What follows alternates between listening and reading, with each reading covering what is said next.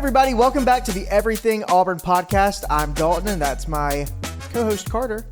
Hey Carter, welcome back. Welcome. I was worried you were going to do another nickname like you did last time. Really throw me off. C-Money. It was C-Money last time. Welcome back. Thank you. It is a very hot campus. Dude. Summer in Alabama. Melting. Welcome to it. Very thankful for I don't know who invented air conditioning. But we're grateful. They're my favorite person They're right now. my favorite.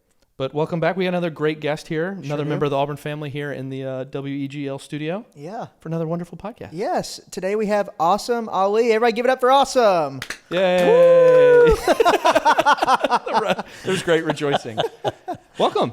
Thanks. How you doing? Great to be here. Thanks for having me. What a great, fun way to be spending time indoors in the air conditioning, not a great treat. Melting outside. Isn't it a great treat? Well, welcome to it. Thanks for joining our rinky-dink little production here and having a little chat with us, teaching us a little bit what you do. These chairs are, I don't know about rinky-dink. This is comfortable. There's cushioning. We're getting better every week. Yeah. Cushioning, air conditioning. What more could you want? What are you looking for, Matt? Yeah, exactly. A happy man. Exactly. All right, well, awesome. For everybody who doesn't know, tell the people what you do here on campus. Yeah, Asim Ali. I'm the executive director of what we call the Biggio Center. It's our central unit in the provost office. So we serve all of campus, work with all faculty, all departments on campus, essentially in supporting their teaching and learning. And so that includes lots of different units. The teaching and learning aspect has basically supporting faculty in how they think about their teaching, how they think about how to improve their teaching. So that's our educational development unit overseen by Dr. Lindsay Dukopoulos. We've got a unit called Biggio Tech, which is our support for Canvas, the learning management system. Sweet. Brandon Simmons oversees that area. We've got a testing center. A lot of students, when they hear Biggio, Yep. they're like, oh yeah, I give tests there. And then they're like, why does a testing center need an executive director? That's the Seems first thing kinda I think weird. of Yeah. when I was a student. That's a great way. It's got academic testing in a certified environment, so faculty can basically send students there and not have to worry about the production aspect of testing. And so we have students that go there, and Emily Camp does a great job of overseeing that area. Then we've got Auburn Online. So I founded Auburn Online about 11 years ago, and that unit now is overseen by Chandra Bowers, and that's our instructional designers, creative designers, developers, and videographers that essentially partner with faculty to figure out how to improve online and hybrid teaching and any kind of instruction. So in 2020, we combined all those units together. And I wonder what... what happened? We were actually quite prescient in that. So like I started this job in January of 2020, and 6 weeks in, got into a meeting, and they were like, hey, we're kind of monitoring this thing, just be on the lookout. And then like 3 days later was like, hey, we're going to be teaching remotely. And after For the foreseeable then future. spring break, just that first week of March, it was craziness. It was like, hey, we don't know what's going to really happen. Just be ready. And so we had actually had gotten the whole team together and said, all right, we're going to figure out how to support folks through this, and we got to do it in a way that they can't make it to us. And so it was actually really quite great. We created, it was not at the time, but in retrospect, hindsight's great, just a remarkable team, all hands on deck. They're so talented. We created Zoom rooms where people could drop in and just get help on how to do any aspect of their teaching. Just some people were trying to figure out for the very first time how to do certain things. Something that was really gratifying in all that process was some of the steps that we took. First of all, supporting faculty, supporting students. Just the feedback that we got was so great in terms of finding that there was somebody there to help them through all of just everything that was happening.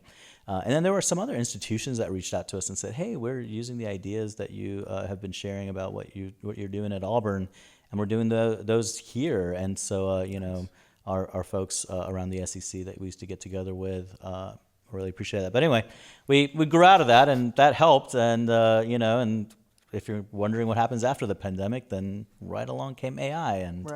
And so haven't been busy at all with that, I would imagine. It's interesting how it's just a lot of being in the right place at the right time for, just our strategy, and a lot of thinking through how we want to support faculty and support students. That's at the heart of what we do, is how can we be the best supporters and empowerment of our faculty to do the best work that they can do. And if that's your end goal, then the other things kind of just fall into place. Mm-hmm. I'd be really curious what you think, because my perspective on it, I have never seen something that changes as rapidly. Mm-hmm. Like, technology's always been fast. Sure. But it's like every other week. Yeah. There's some other new AI gimmick or technique or thing or new model, and everything just turns upside down like once a month. Just everything just keeps on changing. Yeah, the use cases keep evolving, and the capabilities of the technology is certainly continuing to evolve. It's the technology, the heart of what's going on has been around for a while. The core technology has been there. I think there's a lot of value in everyone. For those of you that are, just listening out there, thinking about how do I advise my children to think about what to major in and things like that. I think the core of understanding how technology works and how AI works, the core concepts are going to be the same.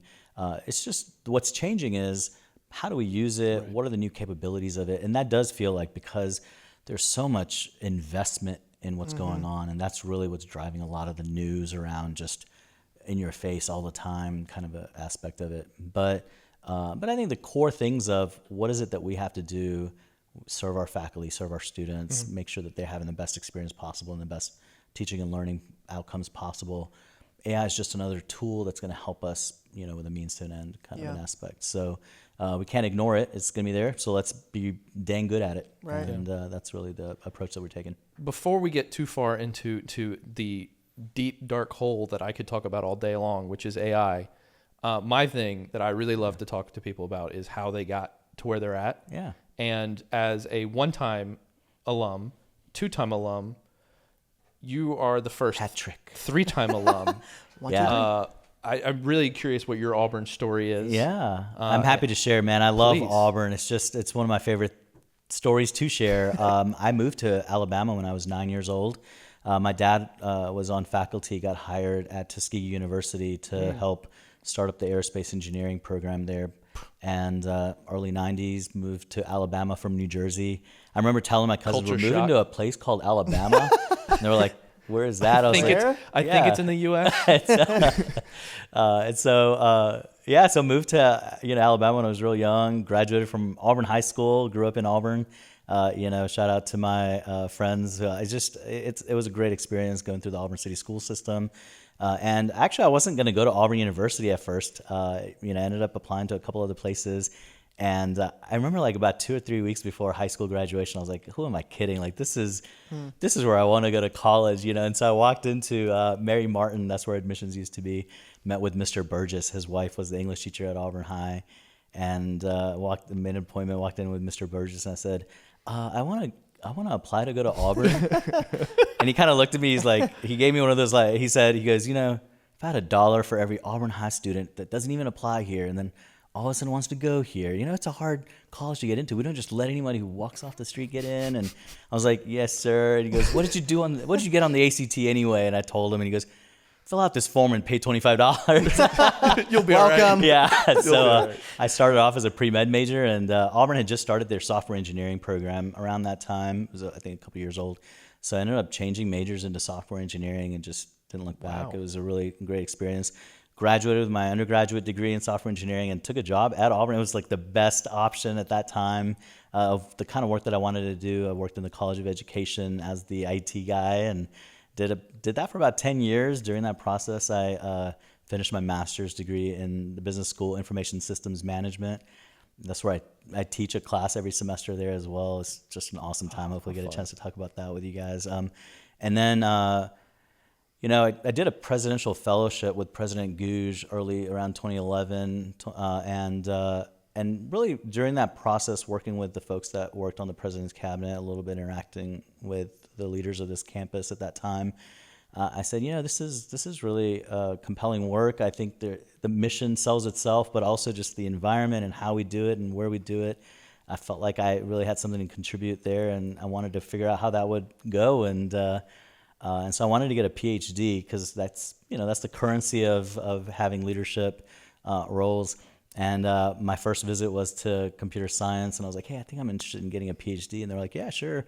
Quit your job. We'll take you on. And I was like, yeah, no, I'm not trying to do that. We'll see. And so same thing in business. And so there was a guy in the College of Ed, Dr. Jim Whitty, and I kind of explained to him what I was experiencing. He goes, you should get a PhD in adult education.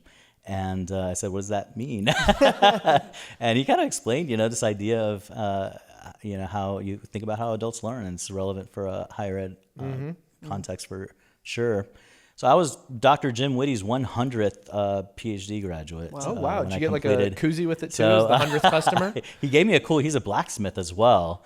And so he gave me a cool cool. blacksmithed knife. That was really cool. Yeah. So, Man. Yeah. I think I'm the only one who has one of those. So Every 100. yeah, every 100 gets it. Yeah. He's a phenomenal dude.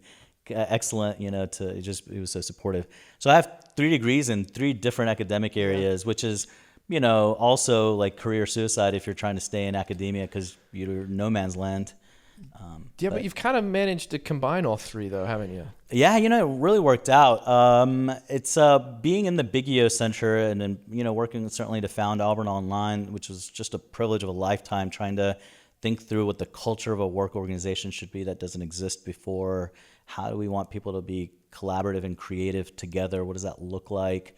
Being able to do that, it relies on all 3 of those areas and the work that we've been able to do. It's really just, I couldn't have planned this at all. Yeah. It's, I'm one of those people that just, you can think about it all you want, but really it's on, whatever God plans is really what happens, and He's the best of planners, and I'm living a dream. And I'll tell you what else is really cool. A university, not unlike any other large organization, it's kind of like, turning a cruise ship, and you've had such a cool, angle and the forefront of what's happened in the last several years, with online and then obviously with AI stuff recently, to be able to kind of dictate some of that direction and what we're doing and make some meaningful change and set some guidelines and boundaries and help people learn and go into the future is really impressive. Because that's a hard thing to do in a large organization. Yeah. Period. And I tell people it's kind of funny. I was kind of I feel like I was made for this moment. The vowels in my first name and the vowels in my last name are both AI. And it's kind of like, I don't know if my parents knew what was but I love it. It's I don't have the brain power to figure out what mine are. I'm gonna have to draw that out later to figure out what mine say, but I'm sure it's just muck duck. Something. Something that doesn't flow like that. It doesn't work. No, what it's else not flows? as clever. What else flows is the acronym that we have, which is AI at AU, which is flows so well. You said it. Nailed it. Just perfectly. But I would really love for you to talk about how Auburn really became a leader in the AI space, not just in higher ed, but just in general, if you don't mind. Yeah, absolutely. Happy to share that. So the AI at AU initiative has actually predates the ChatGPT stuff, being publicly available. There are a couple of faculty on this campus, Dr. Hari Narayanan, who's the department chair in computer science and software engineering, and then Dr. Jerry Dozier, who is, I had both of them, by the way, my undergrad. So that's a really interesting experience to be able to. You've gone through so many different colleges. You know a lot of faculty because you've had a lot of them as, I gotta tell you, professors. The best introduction I ever got was Provost Vinnie Nathan when she was introducing me one time. My wife actually got her master's in apparel design and merchandising in the consumer design and sciences program. And so Dr. Nathan was like, Asim and his wife, they have degrees from 4 different colleges. They've got 3 kids, so we're trying to figure out how to knock out the other colleges as well there. Yeah. But the bigger your family gets, we're going to have to start adding more colleges. Service. That's good. I like it. No, I think we're done. Y'all, thanks for coming. That's it. Thanks for watching, everybody. On both fronts, we're done on that. So Dr. Hari Narayanan and Dr. Dozier used the Mission Enhancement Funds, what we have internal funding program, to basically put together the framework for how to engage the entire campus on artificial intelligence. Mm-hmm. And there's multiple different committees around research and infrastructure and ethics and cultural impact of it. And there's a committee on education. So I chair the education committee. There's folks across campus that are working with us, a lot of folks in the Biggio Center who are engaged in that work. And essentially what our charge is, I kind of have thought about it from 3 different areas. One is when we think about AI literacy is very important. And this idea that we should know what is artificial intelligence, how does the basics of how it works, what are those, and then how is it going to impact me in terms of how I can use it, what are the use cases, what are the implications of that. And so AI literacy is very important for us. We create opportunities for students, for faculty, for professionals on campus, across wherever department they may be working in. We've gotten into the K through 12 space. And what we want to do there is basically make sure people understand what AI is, how does it impact you, and how to use it. We look at AI tools. What are those resources and tools that people need access to so that they can experiment, they can try things, they can critically think about, is this a useful resource or is this something that's not going to be as useful? Make that determination for themselves. And then the third aspect is collaboration. We really want to create the opportunities that allow people to say, hey, I want to do research with others in this area. I want to do some kind of experimentation in the classroom or some kind of work in terms of professional opportunities, partnerships with business and those kinds of things. So we think about how do we create just experiences for our academic community to be engaged in that way. And that's the approach we've taken.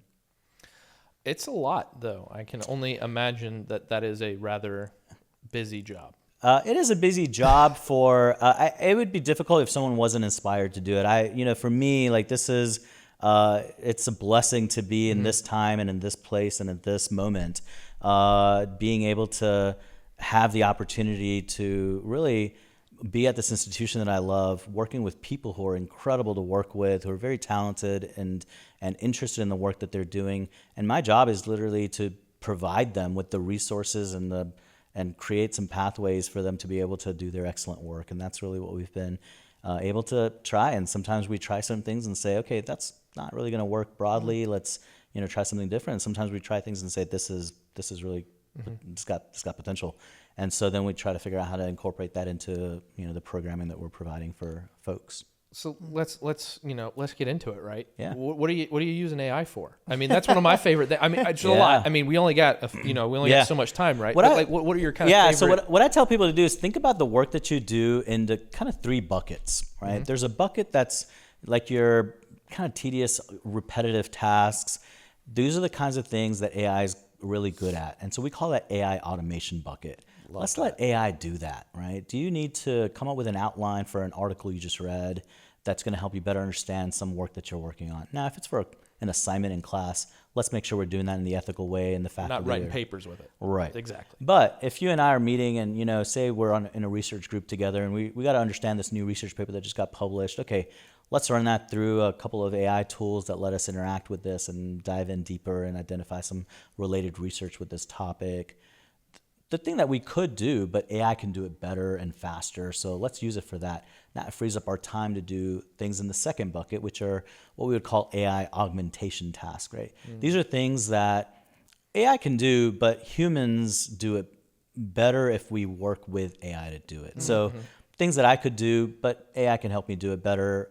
Let's use AI for those things as well in judicious ways and certainly in ways that we evaluate what the output looks like.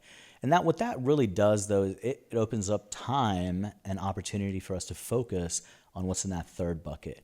And that's the bucket of you need a human to do this. And AI is not going to be able to do this right now. And AI is not going to be able to do this anytime soon. Right. And what I want to be able to think about is how do we teach the concepts that we're teaching in that mindset as well, maybe, and say, hey, you know what? I want you to understand how AI does this better. I want you to understand how to augment the work that you're doing with AI on this. But let's really focus, make sure you're understanding how to do these skills really well, because AI is not going to do that. And this is going to be your competitive advantage when you're out in the field trying to work and trying to get jobs and trying to advance in your careers. And it just so happens, for my friends in the humanities and the liberal arts on this campus, I really see that that's going to be the resurgence in terms of the skills that we look for. Empathy, working with others. I'll tell you one thing that I really love, the augment side, because that's one thing that's frustrated me, and I was talking about earlier, right, is that people use AI, everyone's using it different. We're all figuring it out together, right, and everyone's on different steps of the journey. But I think a lot of people use AI as like a final product.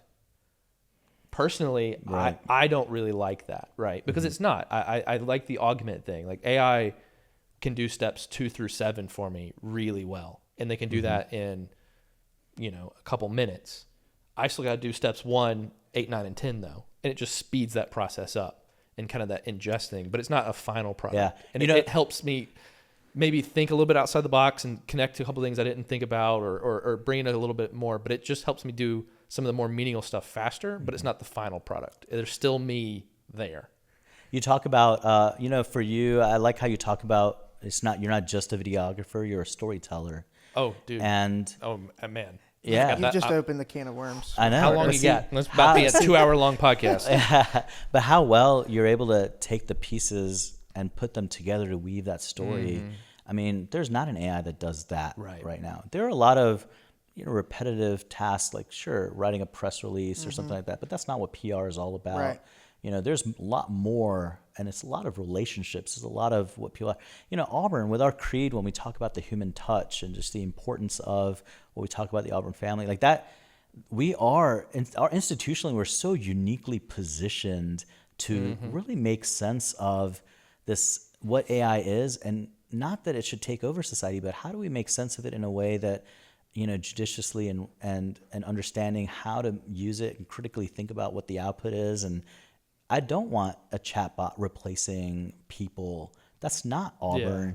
And that's not who we are, and that's not how we operate. But now whoever is answering those questions for students, if they have access to AI tools that help them do their work faster or better so that it's an easier caseload for them, then that kind of stuff, that's a quality of life improvement that we should absolutely 100%. Approach and look at. In your role and kind of what you're doing with AU and AI, or AI and AU. See, I did it too. That's karma is what that is. Is what are some of those first steps that students, faculty, staff, people here on campus, that tools that are resources, places they can learn, those kind of entry points to anybody who wants to kind of get involved with using AI here at Auburn? Yeah, we've got a lot of resources available. We've created a resource called Teaching with AI, which is an online course that the Biggio Center created. We actually launched that course early in the spring of 2023. And it's an online course that allows faculty to go through and understand how to teach with and make sense of AI, partner with their students in terms of understanding the technology better. We partnered with the Southeastern Conference. They expressed an interest. There's a group called the Southeastern Conference AI Consortium that's overseen by the academic side of the SEC. And so Dr. Lene Powell, who's the the academic commissioner for the Southeastern Conference, said, hey, we've got this AI consortium. Let's figure out what kind of resources we can provide for all of the member institutions. And so they chose to use the AI course from Auburn. We modified it and created it as an AI, as a SEC version of it. And then that course was available for everybody in the Southeastern Conference to use. Love that. It was used by all the instructors that teach in the Alabama Community College system. We've actually made the version available broadly, and so we've got over almost 14,000 or more faculty from around the world who've engaged with this course. And essentially, they learn how to use AI and make sense of it for their classroom through this resource. There's a group called EDUCAUSE, which is the largest professional association for people who are interested in educational technology. And so EDUCAUSE reached out to me. They said, we were going to develop our own course, but yours is good. Can we just license it from you and use that as our... And so that's, if you are associated with EDUCAUSE and you sign up for the EDUCAUSE Teaching with AI course, that's actually the Auburn course facilitated by EDUCAUSE folks. Very and so it's really elevated the Auburn brand considerably from that perspective. We've got a resource called How to AI that's available for any learner. We designed it for students, but all of us are lifelong learners. So anybody who's just interested in how do I code with this? How do I create text? How do I create graphics or video? Ethically, what are some prompts for creating a tutor bot or something like that? You can go to this, How to AI resource and basically go through an engaged way of learning how to use these tools in a very safe way. And so you're not giving up your data to someone just because it's an Auburn freely available resource. All these are on our website. If somebody goes to biggio.auburn.edu, they can find the AI section, and there's lots of stuff listed there in terms of things that are available. We've got a new course available for K through 12 for teachers. There's a tremendous focus in terms of making sure that teachers and administrators have the resources they need and the understanding. And so we actually partnered with a lot of K through 12 teachers and a lot of K through 12 librarians and said, okay, let's figure out what's the best resource. And we weaved it together as a story of basically having an innovation team at a school that you're a part of. And so when you sign into this course, you're basically a part of that innovation team, and now you go through understanding AI, making strategic decisions for this school, for your teaching, for partnering, and communicating with your students and with their parents. and it kind of goes through those key uses of AI through this course. The only Auburn really like emphatic thing in there is there's an eagle that flies around above Heck the yeah. school. Hey, we gotta indoctrinate we gotta, them at some point, right? We gotta do it somehow. Right. That's cool. That reminds me, like I remember like growing up and like, I would do math different ways than my parents would or whatever, and I'm imagining like my own kids, like Oh my gosh. they're gonna be so fluent in AI, like if they're gonna be learning it. Oh in the yeah, schools. and so we want. I mean, that is part of it. Is that we want the students that are coming in. That's our future students, right? Right, They're coming exactly. in, and we want them to have that. We want them to first of all understand it, have access to it. It's the future workforce. Mm-hmm. We want to make sure that we have the workforce in the state of Alabama that's going to be ready for the coming economy, and AI is absolutely a part of that economy. Yeah. I know it's kind of adjacent to AI. It's not necessarily AI, but it's adjacent. But another thing that you've been doing a lot of work in is VR work. Yeah. And VR and AR, I know they kind of go Sure. hand in hand. And there's some AI stuff roundabouts there, but there's also a lot of work you're doing there for Auburn students and faculty and that also adjacent area. We've got this awesome initiative called AUX. I work with Alicia Baggett-Chastain over in OIT. So I want to give a shout out to Jim O'Connor, who's the CIO at Auburn. He's the one who, kind of came up with, got to figure out how to fund this. Coming off the heels of the pandemic, he said, we got to figure out how to make learning more immersive. And so he kind of gave us the green light to just figure things out, and he provides the resources for it. And so it's a great partnership between Office of Information Technology and with the Biggio Center. And what we really do is we say, okay, we're not going to build a virtual meta world of Auburn. That's just not. That's not where the tech is headed. There's not a learning gain there. What we really look at is, when you're sitting in that chemistry class, or when you're sitting in in any other class, there's some of those concepts where it doesn't really quite make sense what's being explained, or maybe two-dimensional paper is not the best way to understand a concept. Oh, yeah. And so we ask the faculty to submit proposals on those learning outcomes. So that's at the heart of it, is the learning outcomes. Very cool. What would what are those learning outcomes that you think would be good candidates for creating an immersive learning experience around? And then we've got this team in Auburn Online that basically develops virtual and augmented reality experiences. Ali Satari, who leads that team, does a great job of basically working with the faculty, saying, okay, let's create a fully accessible and the way that the storytelling aspect comes into it. How do we create an immersive experience that makes this make sense better? And it's really been impressive to see. It runs the gamut from the sciences, engineering. There's lots of stuff going on in building science and some of the other programs in architecture. I've seen some stuff here and there, and it's very cool. I'm a visual guy. Shock, surprise, as a video guy, right? I'm a visual guy, and that is so helpful. It really is, because like reading it in a book has always been my Achilles heel in academia. It's just because I'm so visual, it's hard for me to kind of translate that. But to be able to see it, hold it, right, manipulate it is so helpful. Yeah. We're also seeing AI play a role in that, because we can create characters and we can create experiences that are AI driven, essentially, within a virtual environment. So if we create, for example, an experience in a class which harkens back to maybe the 1950s or something, we can create period appropriate characters that can communicate in that way. Wow. So cool. I love that if we want to use AI to graphically experience what certain environments may look like, and so that allows us to speed up the development work. As AI continues to grow and as it starts to become more and more a part of our everyday lives, you said that you teach some classes here on campus. So why should somebody take that class? Like, it sounds like something I would want to take. So you should sign up for my class. It's so I adjunct teach one class every semester. It's Intro to Information Systems Management, and it's students that are either minoring or majoring in anything in business. And so my students, I have about 130 students, and they are from all different majors. And sometimes if you just use the textbook, it may have an example of something, and if you're a finance major, you may look at that example and say, that doesn't really apply to me. I don't really understand this concept.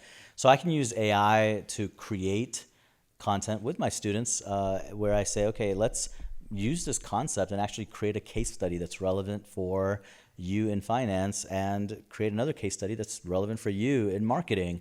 And so now you're getting content and learning opportunities that are relevant for you. And then I have them actually use AI in the class so they can develop their skills as they're going through the class and better understand the professional impact that the technology will have on their careers, on their, as they think about what they want to do after college. My goal is for my students, when they go in for a job interview, for them to confidently be able to say, because I've had this class, I understand the emerging technology of our time and the impact it's going to have in terms of the profession that I'm seeking to be a part of. I want them to be the best candidate for that job. And I want them to be in a position where they actually shape the future and say, oh, here is what I think the best uses of this technology will be. And I get the opportunity to do that with these students through the way I teach using AI, or helping them understand how to understand AI in the context that they're in. Awesome. Well, wonderful. I mean, this is great. And hopefully they'll come back, those students come back and get 2, 3, 4, 5 degrees, from every different college on campus here. Truthfully, I could talk about AI all day. I'm sure you could. I know the three of us. I mean, this could go on for hours, but fortunately cannot. But I want to thank you for coming and sharing some of your thoughts and all the work that you and your team does to help push Auburn forward and push the rest of the world. My pleasure. Rising tide raises all boats. Yeah, thank you so much for having me. It's really been an exciting time to have just this conversation and chill out with you guys. It's great. Thanks. We love it. This is what we live for. This is awesome. So thank you for coming, and thank you for listening. We'll be back again next month with another wonderful member of the Auburn family, and we can't wait to talk to you then. If you like what you heard, go back and listen to old ones. We got so many back there that we've done in the past down here in this awesome studio. But until next month, we'll see you then. I'm Carter, War Eagle. I'm Dalton, War Eagle. I'm Awesome, War Eagle.